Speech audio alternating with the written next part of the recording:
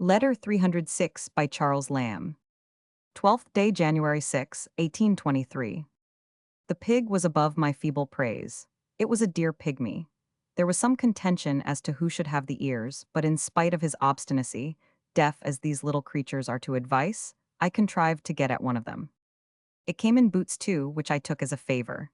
Generally those pretty toes, are missing, but I suppose he wore them to look taller. He must have been the least of his race. His little foots would have gone into the silver slipper. I take him to have been Chinese and a female. If Evelyn could have seen him, he would never have farrowed two such prodigious volumes, seeing how much good can be contained in how small a compass. He crackled delicately.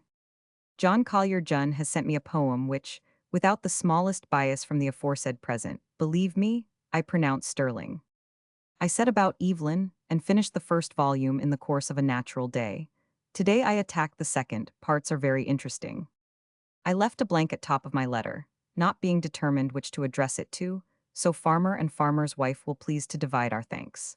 May your granaries be full, and your rats empty, and your chickens plump, and your envious neighbors lean, and your laborers busy, and you as idle and as happy as the day is long. Frank Field's marriage, of course, you have seen in the papers, and that his brother Baron is expected home. How do you make your pigs so little? They are vastly engaging at that age. I was so myself. Now I am a disagreeable old hog, a middle-aged gentleman and a half. My faculties, thank God, are not much impaired. I have my sight, hearing, taste pretty perfect, and can read the Lord's Prayer in the common type by the help of a candle without making many mistakes. Believe me, while my faculties last, a proper appreciator of your many kindnesses in this way, and that the last lingering relish of past flavors upon my dying memory will be the smack of that little ear. It was the left ear, which is lucky. Many happy returns, not of the pig, but of the new year to both. Mary for her share of the pig, and the memoirs desires to send the same. Doar Emmer C. and Emmers C. Yours truly. This letter is usually supposed to have been addressed by Lamb to Mr. and Mrs. Bruton of Macquarie End. The address is, however, Mrs. Collier, Smallfield Place, East Grinstead, Sussex. If Evelyn could have seen him.